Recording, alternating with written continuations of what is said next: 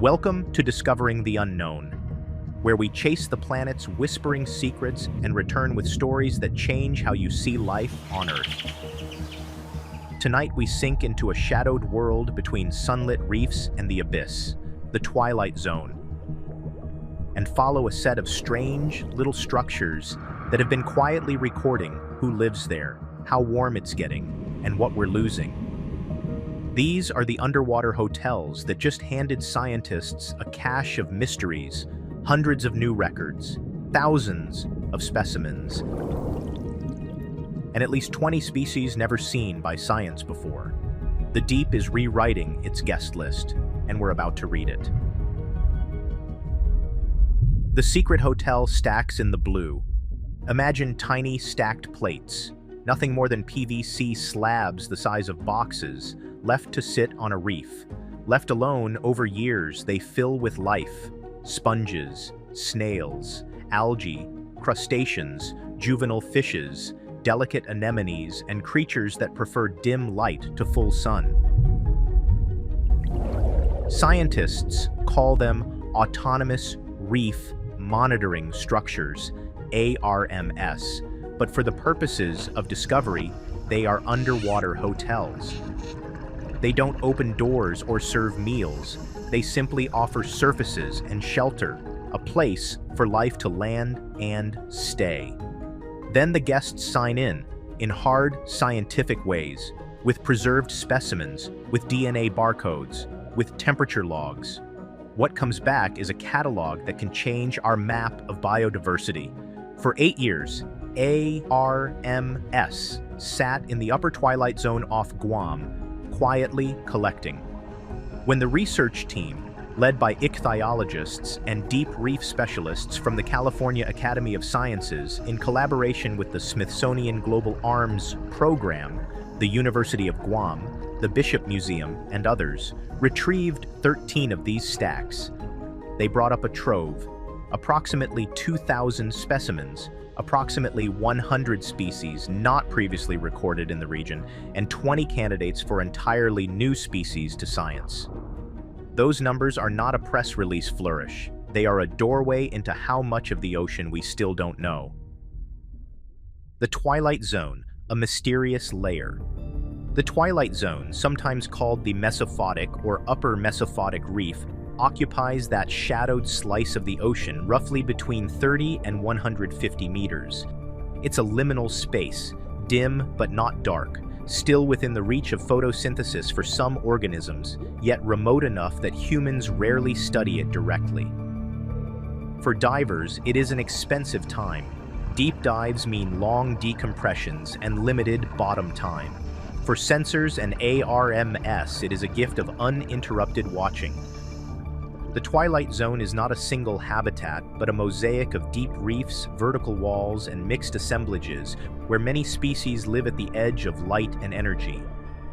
Arms are gloriously simple, stacks of 1-foot square PVC plates that act like tiny modular reefs. Over months and years, larvae settle on the plates, juvenile creatures grow, and entire miniature communities assemble. Remove the plates, photograph and preserve the inhabitants, perform DNA barcoding on the encrusted goo, and you get a year-by-year record of who colonized that reef habitat and when. For the Guam retrieval, ARMS functioned as continuous sampling devices that overcame the human limitation of short dives. Instead of one 20-minute snapshot, ARMS recorded 8 years of occupancy, the difference between a webcam photo and a time-lapse film. That time depth is why the expedition returned with thousands of specimens and dozens of surprises.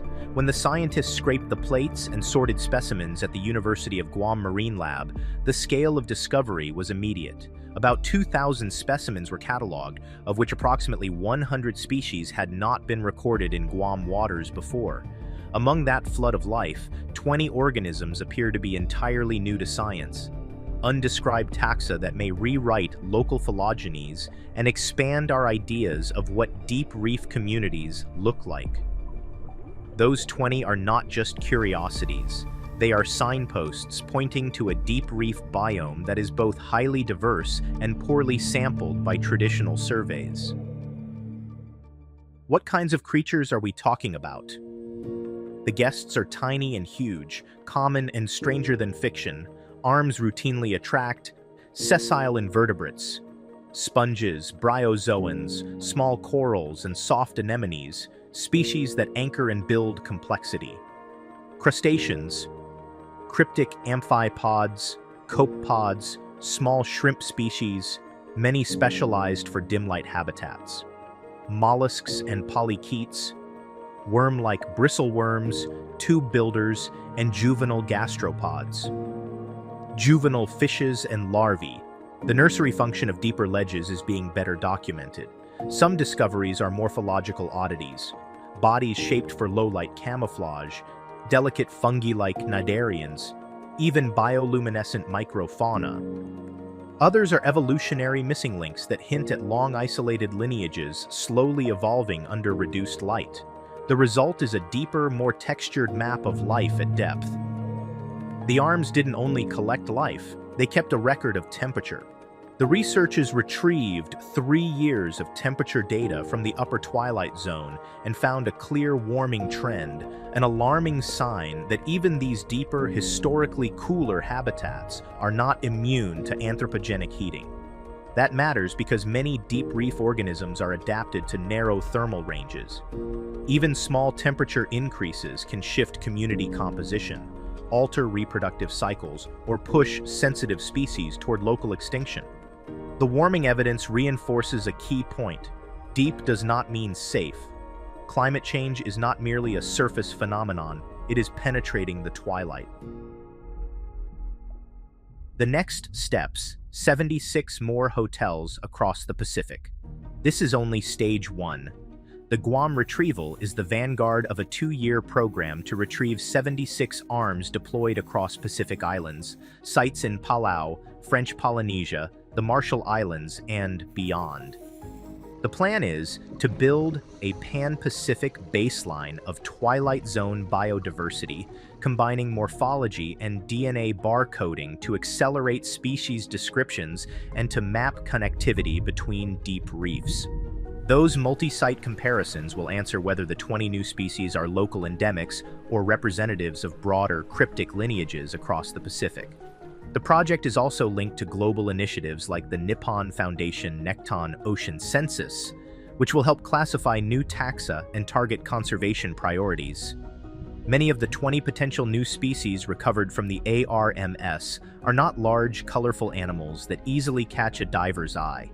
They are cryptic, small, and often structurally similar to known species. Some differ only in minute skeletal details or in genetic sequences invisible to the naked eye. This is one of the biggest reasons deep reefs remained under-described for so long. Traditional surveys depend heavily on visual identification, short dive windows, bias toward larger charismatic organisms.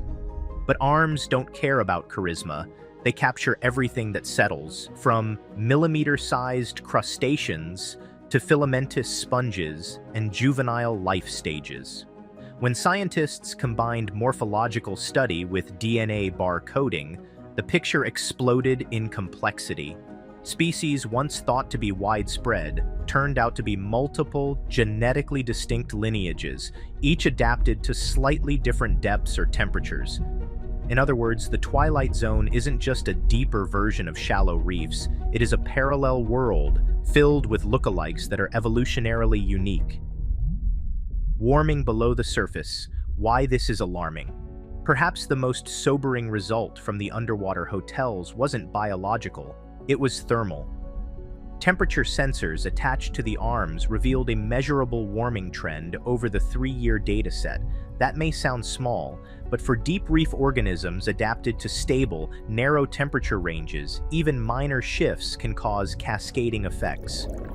Altered metabolism and growth rates, disrupted reproduction timing, increased susceptibility to disease, forced migration into unsuitable habitats. For decades, scientists hoped that deeper reefs might serve as climate refugees, protected from surface warming. The data from Guam suggests that hope may be misplaced. The Twilight Zone is warming too, just more quietly. If you want to keep uncovering the hidden ecosystems, forgotten species, and quiet transformations shaping our planet right now, subscribe to Discovering the Unknown.